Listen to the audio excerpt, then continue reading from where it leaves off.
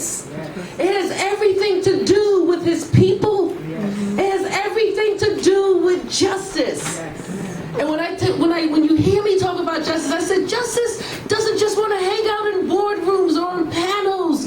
Justice wants to march. Justice wants to write bills into law. Justice wants to be the shoes that carry us to places that need her the most. And God is saying, for such a time as this, I'm calling you to serve this district in a more intentional way in Albany so that you can write the needed bills that will be transferred into law for the betterment of our district. I have no rhetoric. I don't live in shades of gray. What you see is what you get. My word, I try to live where my word is stronger than a handshake, is stronger than a pen on a piece of paper. And God has graced me to do what I've done. I've been just given favor. That's right. And one moment of favor can't be compared to 1,000 days of labor. That's right. Favor. That's right. Favor. And that's what he has granted me. So when you read I was one of 25 most influential women in the Bronx, it's because God knows I know what to do with my influence. You know what my influence is going to do? My influence, when I look at that table right there, I said, this is who I'm fighting for. I want you to stand. Every young man in here, under the age of 30. You see, they want to stigmatize, they want to give them a number, they want prison to be their final home and final destination, and I'm here declaring, not on my watch, will that happen to these young men. And we've got to do more to take them under our arms to make sure they not only survive, but they thrive in life. They've got greatness on the inside of them. All men fall. It's the great ones that get back up. Can we just say to them, we see your greatness? Say it again, we see your greatness. So when I think about the things that God has allowed me to do without a senatorial hat, to do without a backing of an elected official, That's right. to do without the backing of man, but to do by the power of God. Amen. He said, you know, I'm a coalition builder, you know that. I'm a coalition builder. I'm a movement builder. I believe in bringing thousands to the table. Because I recognize that in order for us to see God's plan just permeate the earth, we've got to do it together. We can't do this as a solo act. So when I go to Albany, it will never be I, the politician. It will always be we, the people. And we, the people, are you. That's right. You look at my criminal justice reform. In 1992, I received a phone call that someone I loved had passed. He had 26 different ailments by the time he died. HIV, AIDS, he was a heroin addict, in and out of prison, and that loved one was my brother. Now you understand why I fight. Because I'm determined not to lose another Kerwin to the system. That was his name. And so ever since that day, I've been intentional in building movement and building things that will help our future generation and building things that will cause there to be safer communities in our district. That's right. Some of you know I've created one of the first alternative to arrest programs. And that's a program where instead of the officers taking that young man or that young girl and fingerprinting them, they say, Pastor Q, I'm going to put him in your program. And if you can do something with him, you can have him. I said, give him to me. I want all of them. And we're able to do it with incredible mentors that we have walking alongside of them. And to date, those that have entered that program have not recidivated. They have not seen prison. Can we say amen? One of the gifts that we need to be effective in this position that the Lord has just blessed me with is the ability to be able to confront and negotiate at the same time. It's the ability to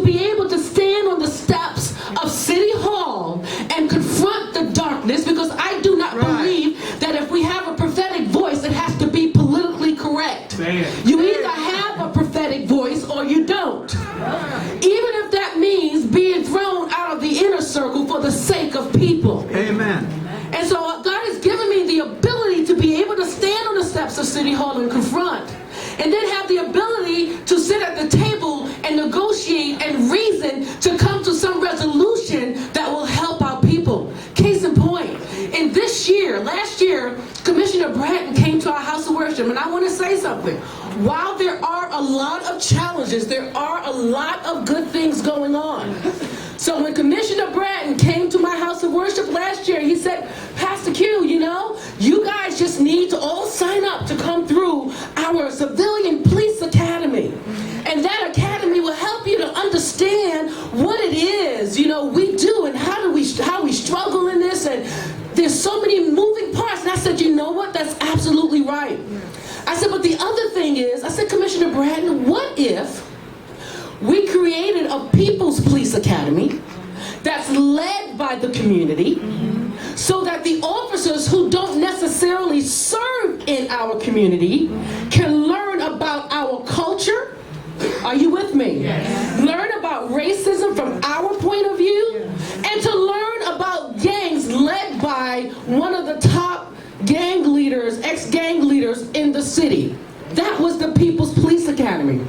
And we were able to launch for the first time in the history of the city, and they said possibly in the nation, the first People's Police Academy where Commissioner Bratton gave us 50 men, 30 of which are rookies, to go through the historic People's Police Academy. Yes. And so those are just some of the things that I'm real passionate about when it comes to criminal justice reform. I remember one of my probationers coming to me and saying, because we have situations with gangs are very real, but there are kids. And I want to say this right now. If we spend more time in talking about how we can pull up their minds instead of how we can pull up their pants, I think we can create some change in our city.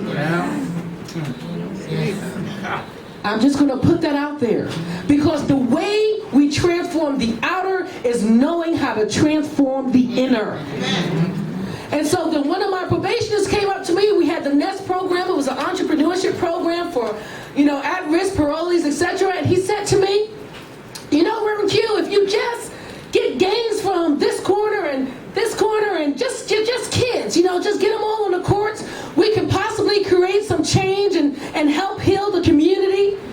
And I thought about that, and I thought it was a brilliant idea. He even came up with a name. He called it Bronx Shoots. Shoot hoops, not youth. This was a 19-year-old who conceptualized this. And we took it a step further. We said, you know what? That sounds like a great idea. And he said, you know what? We need to have it at night because that's when most of the crime occurred. So we did it as a late night game. And so between them, and I said, let's bring New York Police Departments on the court as well. So that you can humanize them and they can humanize you. And at the end of the day, we were having like pep talks and discussions. And after 1 year, and this is not just based on my effort, this was a community effort. I was one piece of the solution. But through our collective efforts, we were able to reduce gun violence by almost 50%. Do we have a long way to go? Absolutely, a long way to go. But with your help, we can continually see the changes that we need to see in our district. When it comes to education reform, I'm like white on rice with that piece. Why? Because I'm a Stuyvesant High School graduate myself, in the city, one of the top schools in the nation. I serve on the Stuyvesant High School Diversity Committee. Why?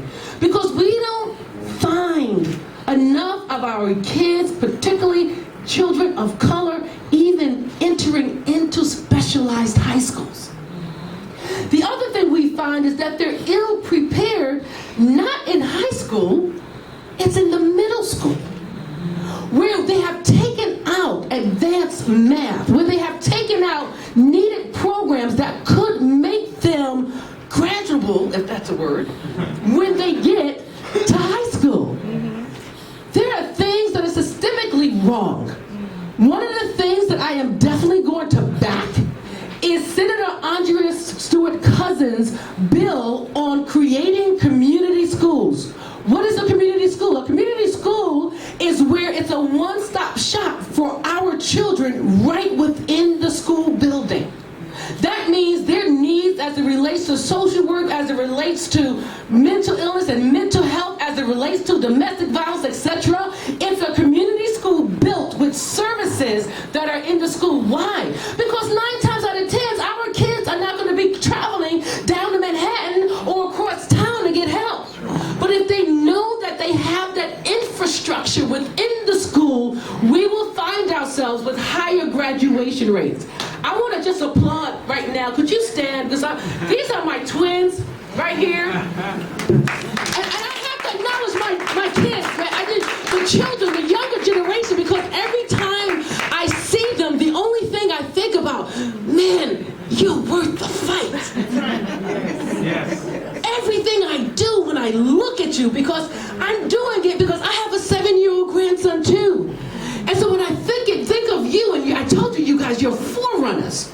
You're forerunners at an early age. And when I look at you, I said, yes, this is who I want to pour into. These are the people that I want to protect. These are the reasons why I want to write the law bills into law, so that you can have a better future, so that my grandson can have a better future. You know what we are attracted to? I chair the New York City Faith-Based Coalition Against Domestic Violence and Human Trafficking. And we had a conversation, and they were like, we need to get more involved. Why? Because we lost over 2,300 children in New York City to sex trafficking, average age 12 to 14. Some of you don't even know, but I wear this 24/7. I wear this just as a reminder. I don't care if I have an evening gown on or what. I'm going to wear this as a reminder. This is the Not on My Watch movement. And what does that mean? That means that I believe that God is raising up revolutionists in this day and hour. What is that? And I'm not going to be long because I'm so passionate right now. But, who here saw 12 Years a Slave? That movie. Incredible movie, right? But there was a scene in that movie where the director intentionally had the guy hanging. And he just hung, and just hung, and just hung. And you were like, oh my gosh, this is going to make it. And everything he was doing was to keep his feet to the ground. And then it came to a point where that no longer distracted me. You know what distracted me? That while he was hanging, the mamas were cooking, the children were playing, and the daddies were working while he was yet hanging. The mamas were cooking, the daddies were working, and the children were playing while he was yet hanging. This is what we're doing while our children are dying, while our families are falling apart. We think it's business as usual. But the revolutionists that I believe that God is raising up is saying, that may be how it's been, but that's not how it's going to stay. That is the place that I believe he's calling me and you two to be more proactive in those that are worship leaders and those that have houses of worship, that we learn to serve as church without walls. Right. That we come to a place where it's not about the next color we paint the walls, or the next colors we're going to wear for Mother's Day, or how the program should be, but what are we doing outside of our four walls? We're even on our corners, our addicts, our homeless, and those that are suffering under the weight of the injustice that our district has seen. I plan to do something about it. That's my road to Albany. That's why I say when I go up to Albany, I'm taking you with me. I'm taking your issues with me. And I'm going to work my hardest to make sure justice comes to this district. And I want to repeat, I did this without a senatorial hat. And I will continue to do it without a senatorial hat. The acknowledgement of a senator means that I can do up there what I can't do down here. The last point I want to make, as I think about even my seniors, I just want to tell my seniors, how many seniors do I have here? I want you to know that my mother is 80 years old, and she has given me the plan on what I need to do for all the seniors. I don't care if Mama came up with the fact that make sure they clean the corner of my block when you become senator. I was like, yes, Mom. That's my girl. So I know the things that you suffer with and you fight with, and the injustices as it relates to raising rent when you're on a stable income. How do you do that? Even the abuse that comes to seniors, and I know firsthand for it happening in my family. And my last piece I want to share with you, I don't know if some of you saw me in the New York Times. I was there quoting the need for us to be more proactive as it relates to mental illnesses.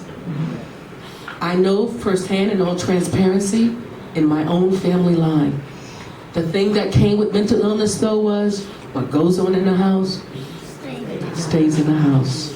But we have to change that conversation, or we will continue to lose our children and the generations to follow. We have a really, when I talk about this epidemic right here in New York City, we have to be at the forefront of offering more services and not being afraid to confront it for those that are suffering in the area of mental illness, PTSDs. So I'm really full right now because I know that I'm living life on purpose. I know that this is part of my destiny. It's part of what God has called me to do.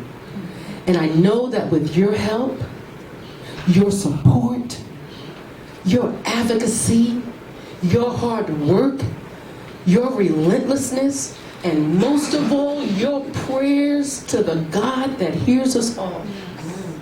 The Bible says, when the righteous are in authority, the people rejoice. And I'm going up there as God's righteous servant. And it's not that I'm going to get it right every time, but I am going to do my best to get it right. Thank you so much for your time. God bless you. I'm excited! This is our time! This is our season! It's not a mistake that we're here tonight! Amen? Amen! Amen! God bless you. We have a few more announcements. I want you to hang tight and have a seat. There's more to come. So I'm having David come on back up.